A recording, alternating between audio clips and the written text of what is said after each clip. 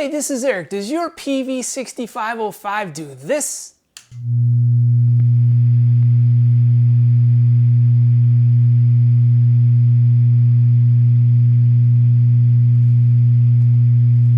The volume's at 1. Volume at 2. 3. 4. Volume completely off.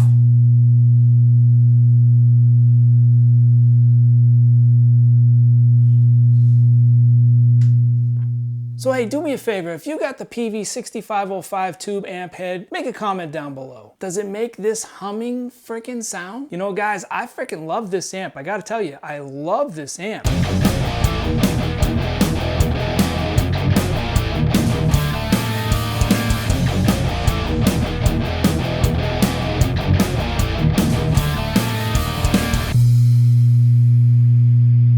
But that is freaking annoying. So I do have other tube amps here.